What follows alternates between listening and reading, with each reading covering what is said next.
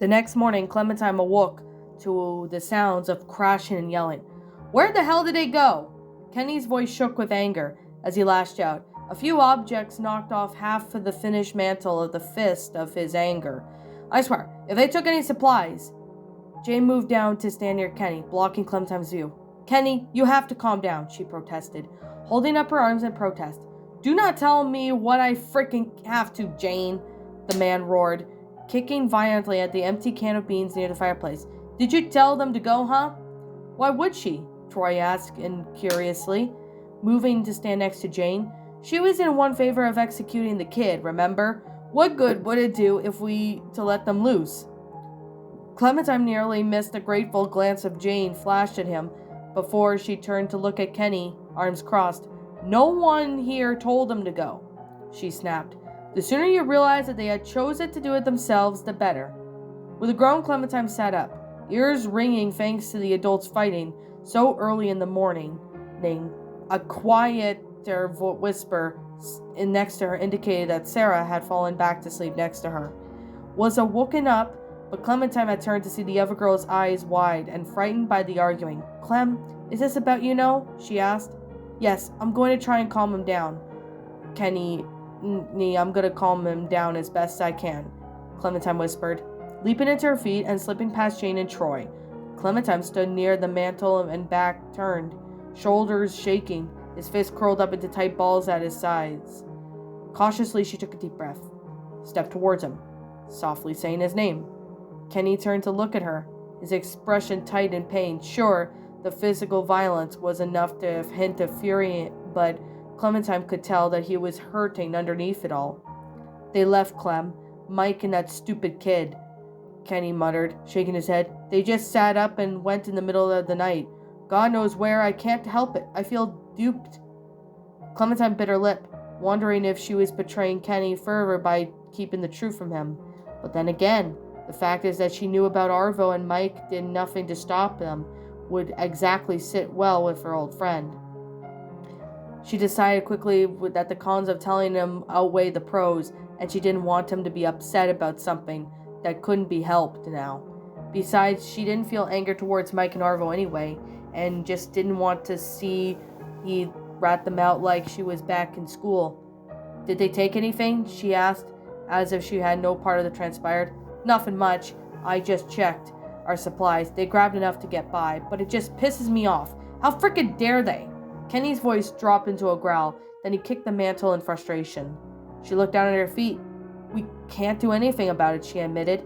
It happened. We all have to move on. We've lost other members of our group recently, too. This isn't much different. Sarah's voice sounded to be from beside her. She's right, Kenny, she agreed, her voice shaky, but still louder than usual.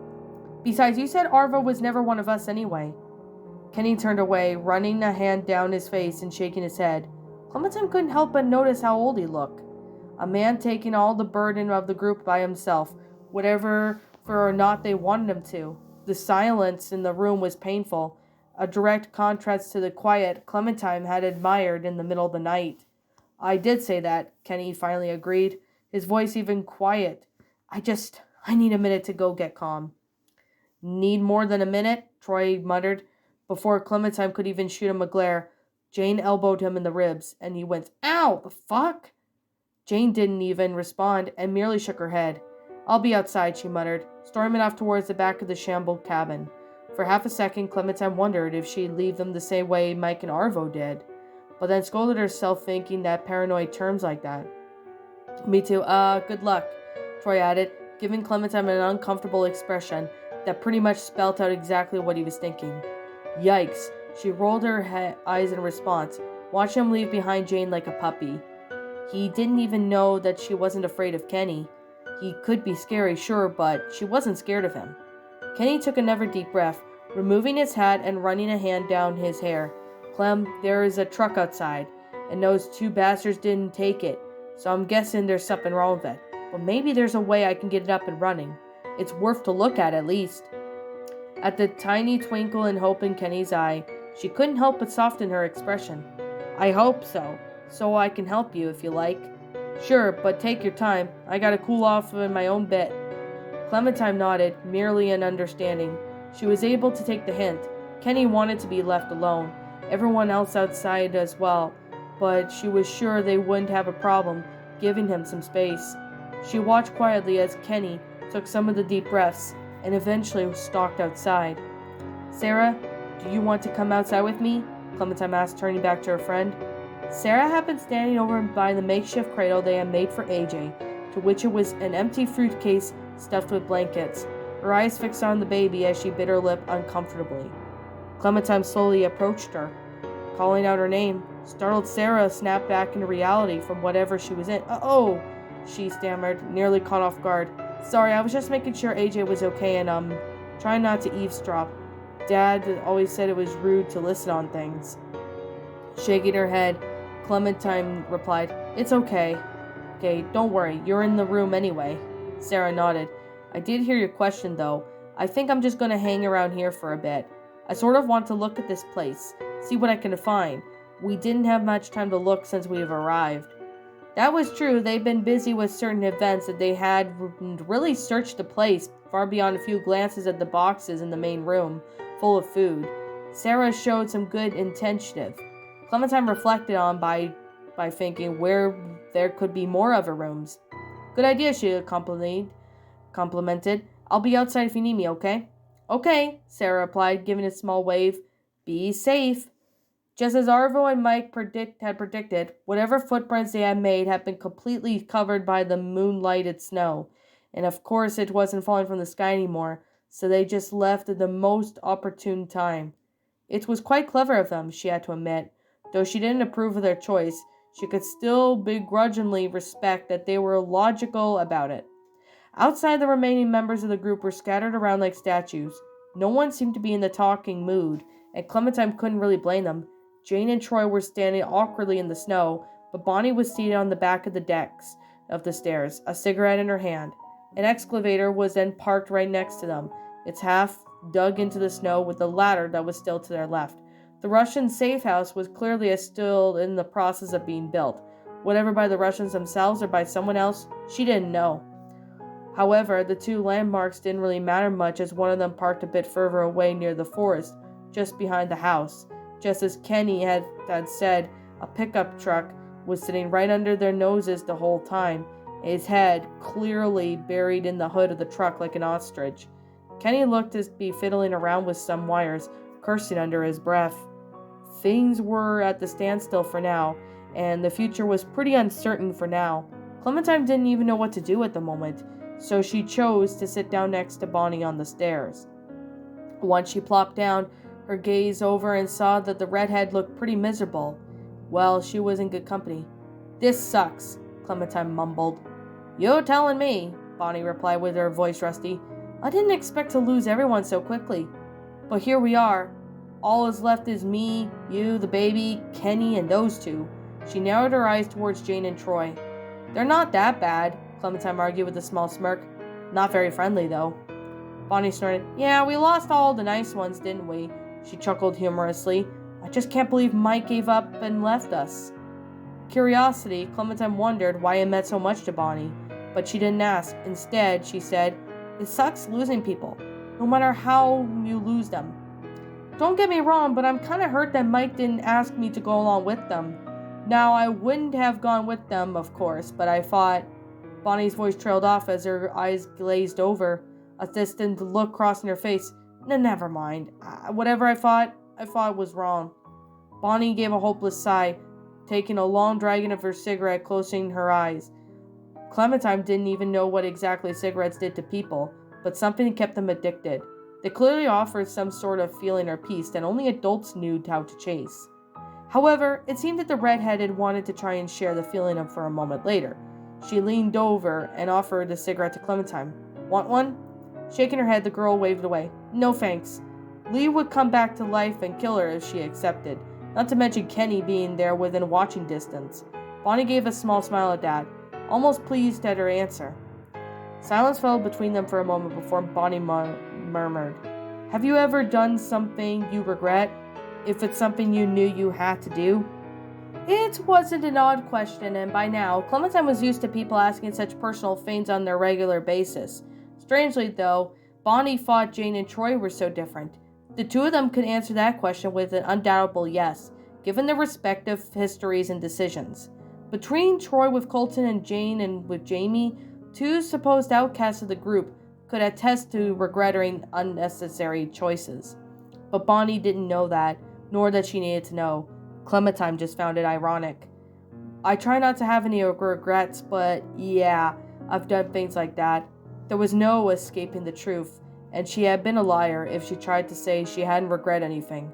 Does Troy count as one of those regrets? Bonnie asked. Clementine shrugged. Not really, no. She had made peace with the unpleasant guest, and after getting to know him a bit better, she couldn't see why she never feared him. Though she could clearly definitely change some things if she could change back time. Saving Troy wasn't one of them. He's not much of a burden anymore anyway. Bonnie nodded firmly. At least you stick around with your decisions. Can't fault you for that one, she sighed once again, breathing out of smoke. Damn it, I got to be honest with you. I never thought I met another man with a temper like Bill's. I thought that's it. That was the epitome of an alpha male horse shit. But holy hell, Kenny's got pretty damn close lately. Though true, the words saddened Clementine. She curled up to her knees to her chest, studying the piles of snow at her feet. I know, she murmured, closing her eyes for a moment. It did hurt, seeing someone that she considered a father figure to be breaking down to be so frightening. I wish he wouldn't get so upset, but he's hurting.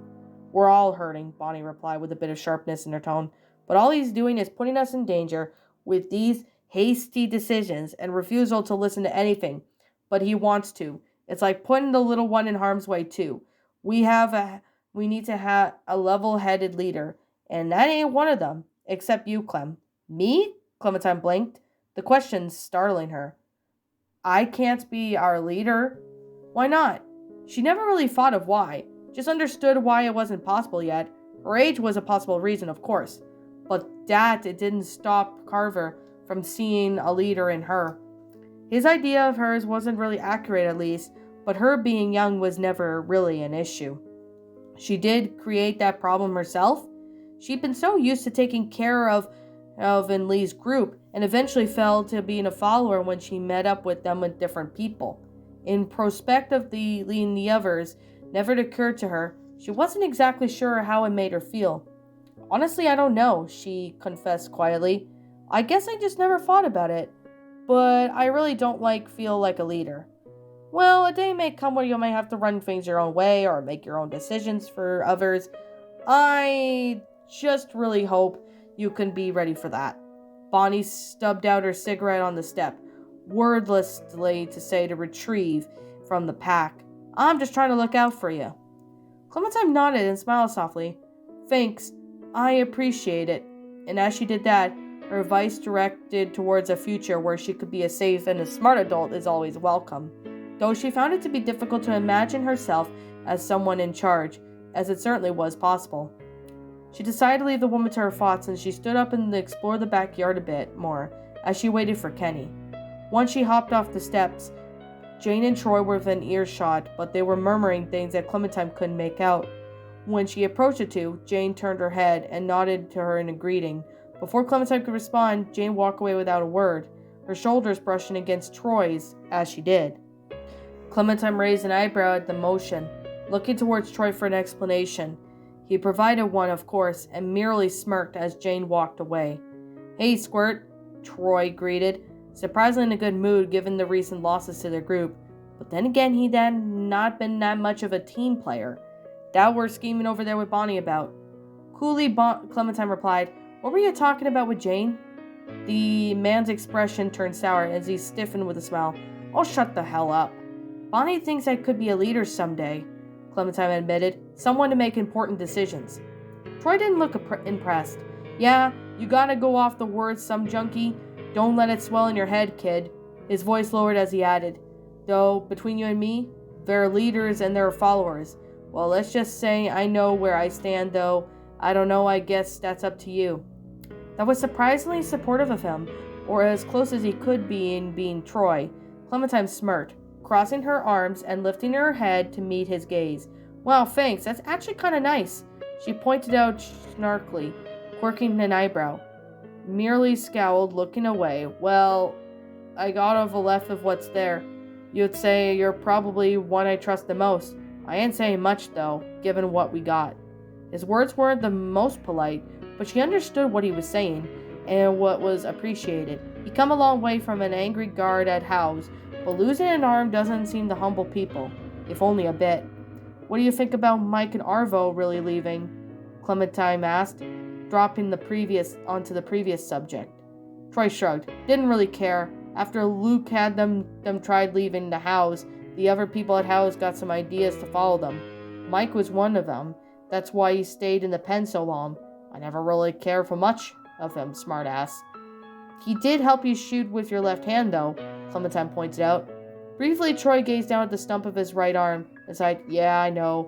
It's hard as fuck to shoot lefty, but it's all I got now. Maybe you and Mike could have gotten along eventually.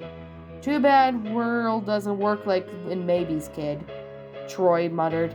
He didn't say anything else in the matter, but Clementine could tell that in his own way, some degree, she was grateful to Mike. Well, hey, Clem! Before the two could continue their own conversation, Clementine heard Sarah's voice as the teen ran outside, a strange look on her face, and it wasn't a happy expression, but considering what transpired till less than 24 hours, her eyes seemed brighter than they had been. Turning to Sarah, Clementine asked what was up, and nothing that the scissors clutched into the other girl's hand. I found some sewing supplies inside. Well, look. Sarah quickly straightened out her jacket, pointing to a particular spot near the right breast pocket.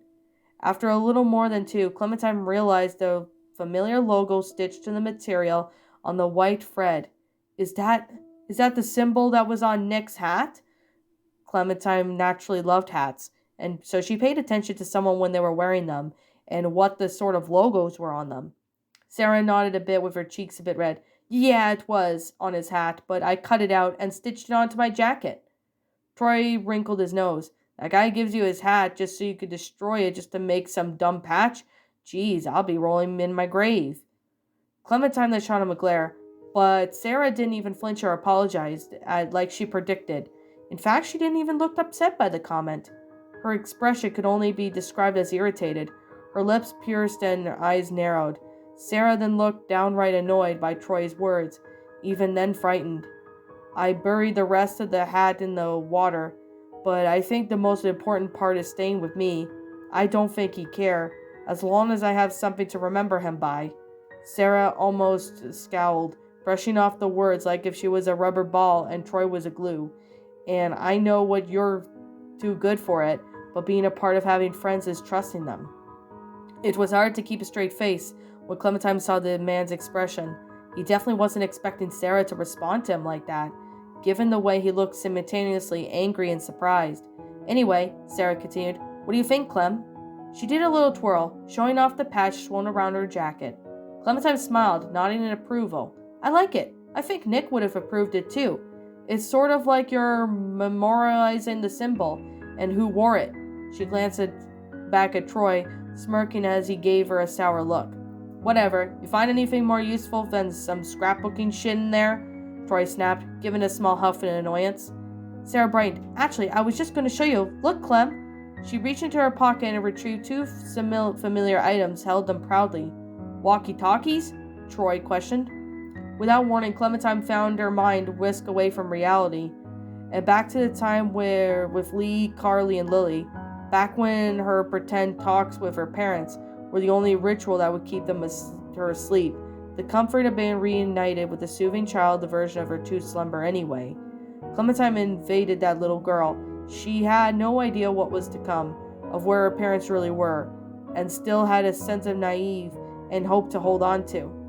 Clementine sucked in a breath as she felt the memories associated with the walkie-talkies hit her all at once. It was a painful slammering feeling on her chest, but a tiny part of her was happy to see them again, if only to keep her parents' memories alive.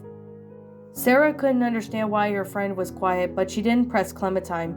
She just merely stood there waiting for a reaction, a small smile still on her face. That's a good find, Clementine blurted out, not knowing what else to say. We could definitely use those. With a proud giggle, Sarah handed her one of them. Okay, I'm gonna go inside real quick. I want to test them. Wait here. She hopped up to steps inside, appearing through the doorway. Troy glanced at Clementine with a questioning expression. Now how can I say this politely? Go on. I believe in you, Clementine dryly encouraged. Are some parts from her brain missing or something? Rolling her eyes, Clementine decided that she wasn't even going to give that question in a response. Instead, she explained, she's been through so much. Let her have a little lighthearted fun. Was it Kylie like this once? Troy flinched at the name, his lips curled into a snarl. I told you not to mention that shit again. With a shrug, Clementine replied, it's not exactly easy for me to forget. But all I'm saying is that I'm pretty sure you were patient with Kylie by this time with Sarah. Troy opened his mouth to reply, but a buzzing sound from the walkie-talkie in Clementine's hand. Hello, Clem, can you hear me? Over? Sarah's voice was coming from loud and clear, and Clementine once more had to smile with a nostalgic. Yes, I hear you, she murmured to the walkie-talkie, then adding a quick, over. Within a minute, Sarah appeared on the deck, holding up the device proudly. I was in front of the house, and it seems like they're good on batteries, and we could probably go far distances.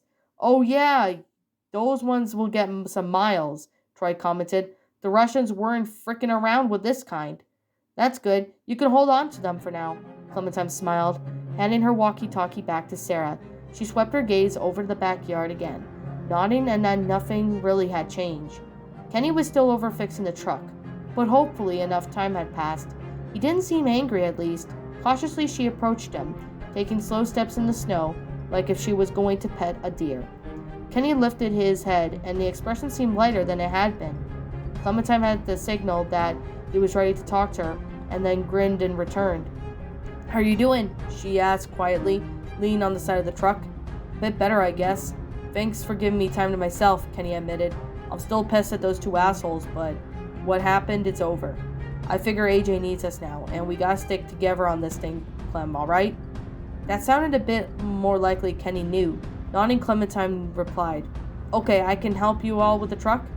Kenny's eyes flickered back towards the truck and shrugged. Honestly, I've been trying, but I'm not sure. I'll fiddle around with some things, and if you hit the gas for me, without waiting for an answer. He handed her the keys and dropping them onto the palm, and then pointing towards the door. The truck's front was up high, but she managed to pull herself onto the well-placed hop. Placing the keys in the ignition, she watched as Kenny moved things under the hood, wondering if he knew what he was doing. My daddy always had a dozen of wrecks when he was fixing them up, Kenny commented, chuckling lowly. He was a mean son of a bitch, but he had taught me respect. Wish I could pass the same old values along with some stubborn members of our group here. Clementine frowned, knowing that who he was referring to, but said nothing.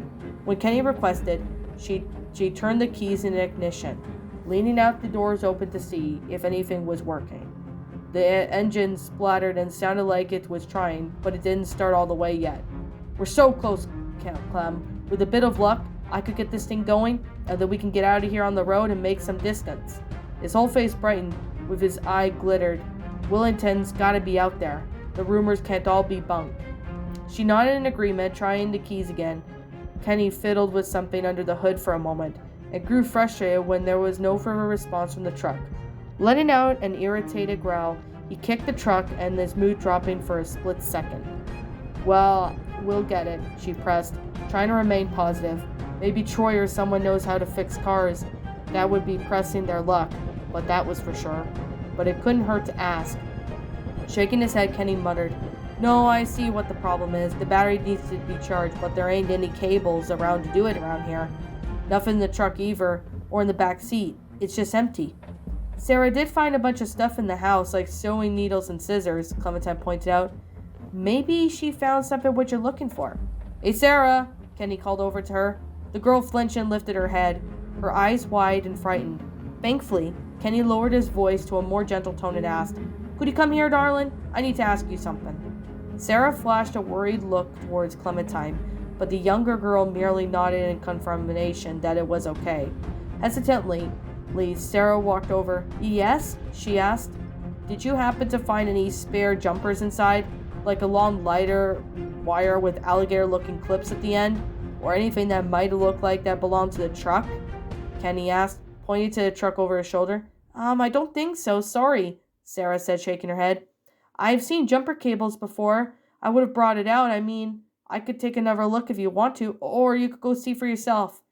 Kenny shook his head. Nah, it's fine. I doubt they'd be inside anyway. With a sigh, he took off his hat and ran his hand through his hair. One of us will have to scatter around then. He then walked over towards the deck, making himself within earshot of everyone. Listen up, y'all, he announced, watching all of his eyes turn to him. It looks like the truck is just missing a jumper cable. If I find it, I can connect it to over there for power. He nodded towards the large generator near the ladder. All we need is the connection for the truck and we should be able to get her up and running. That sounds simple enough, Bonnie commented, trying to smile a little. With a shake of his head, Kenny said, Unfortunately, I don't know even where to begin to look.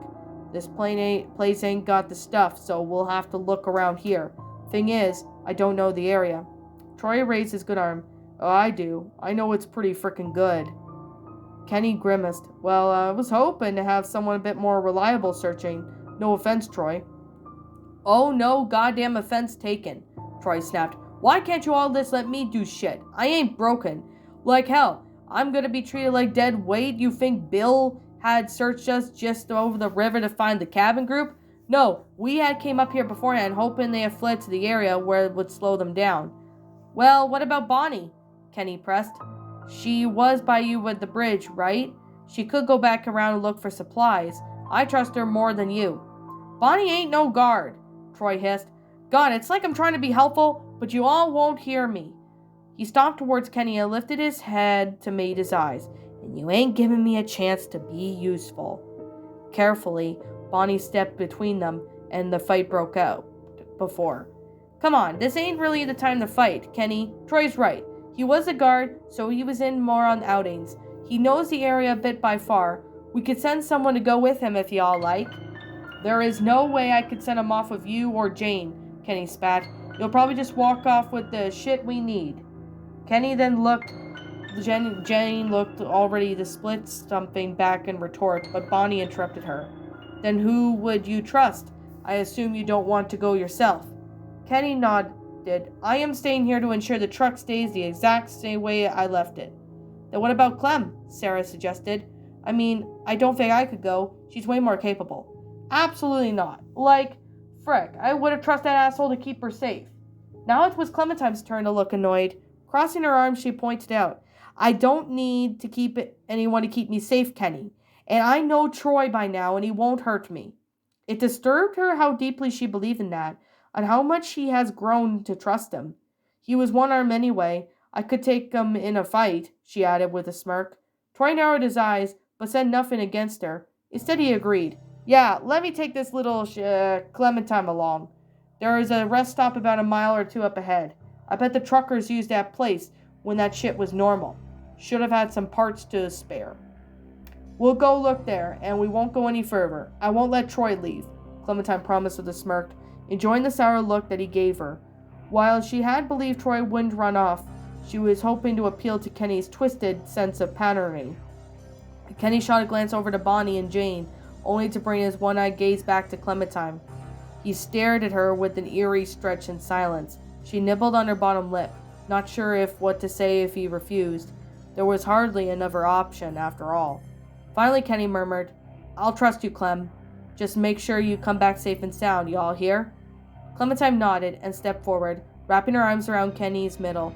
He had felt him stiffen in surprise, but eventually he returned the notion. Thank you, he murmured into his shirt. It means a lot. Of course, we're family, Clem. He squeezed her tightly before they parted, a small smile on his face. Sarah coughed and stammered, I hope I'm not interrupting, but we can all use the walkies I've found to keep in contact. That way we'll know we'll both be safe. She beamed at Clementine, handing her one of them. Clementine's grin widened. Thanks, Sarah. I'll be sure to contact you if we run into any trouble, and make sure you do the same. Of course. Without hesitation, Sarah wrapped her arms around her friend, giving Clementine a second-long hug in mere seconds. It was a bit startling, but unwanted at all. It wasn't often that she felt physically assured and cared for like this, so she wanted to savor the good comfort as long as she could. Closing her eyes, she pretended that moments were okay, and that she was merely being hugged by a good friend for no other reason than her closeness. It was such a nice feeling. She wanted to pretend that things were okay a little longer, but Sarah let go, and reality snapped back to Clementine, along with a sense of duty and a new goal.